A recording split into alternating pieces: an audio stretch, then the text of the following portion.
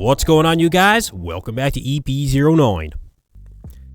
So we're going to start this one off with an update from Justin Shier. Now, many of you may be aware, Justin is not just a pro bodybuilder. He's actually a legit entrepreneur. He has a cannabis dispensary that he's part owner of. He also owns a public gym in his home state of Oregon. And you know, that's just the stuff that I know about. He's a very successful guy all around.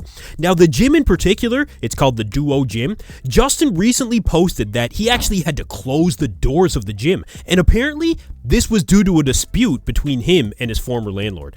Now, the good news is he's already found a new location, and although he says it is a much smaller location, it looks like it's going to work for right now. And you know, I wanted to touch on this for a couple of different reasons. I mean, this actually just, man, it really sucks for Justin. I've heard him speak of the community and the atmosphere that he built at his former location, and this was the gym that he trained out of to, you know, win his first pro show, the 2023 Chicago Pro, and to go on to compete at his first Olympia.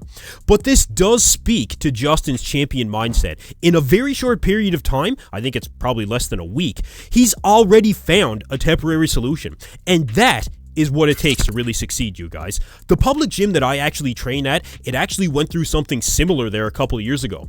It did end up moving to a smaller location, but the atmosphere was the exact same when you walk through those doors. And you know, the other thing is, sometimes change is just a good thing. So look, I just wanted to wish Justin the best of luck, and like I said, hats off to this guy for pushing through and really making things work. Alright, next up, we have an update here from Gunwoo Kim, also known as Gundamforce on Instagram, and this guy is one of the most promising bodybuilders to come out of Korea, I think really, since Chung So Lee. It was only a couple of short months ago that Gundamforce actually earned his pro card and, the very next day, went on to win the 2023 Korea Pro in the 212 division, which did earn him a qualification to the 2024 Mr. Olympia. And some of you guys might actually remember that victory. I covered it here on this channel. This guy, he really did turn some heads. But yeah, this latest update is definitely impressive from a couple of different standpoints. He's still maintaining a fantastic level of conditioning. Just look at the quad separation and the overall graininess and hardness to the muscle at this point. But you know, honestly, that is a little bit unexpected to me since there's really so much time before the 2024 Olympia, and you know, it's really been a couple of months since he competed at the Korea Pro. So although this is very impressive, I mean, how long does he really expect to maintain this level of conditioning and, you know, still improve in order to hit that Olympia stage? You know, he is a promising bodybuilder in the 212 division, but you know, there are very few competitors, especially in the 212, that really hold that level of conditioning all year long to this extent. Bajo comes to mind, but I suppose at the end of the day, we really do just need to see him stand toe-to-toe with some of these bigger names in the 212. So for now, like I said, he is very impressive, but let's just see how he progresses over the 2024 offseason, and let's see how he does at the Olympia. Alright, next up, and this is what I'm talking about. This is what the rest of the 212 division is going to have to contend with come the Olympia. Keone Pearson dropped this recent update where he's looking bigger, fuller, rounder, but you know, still, he's maintaining, I think, a pretty respectable level of conditioning. I think this is a proper level of conditioning.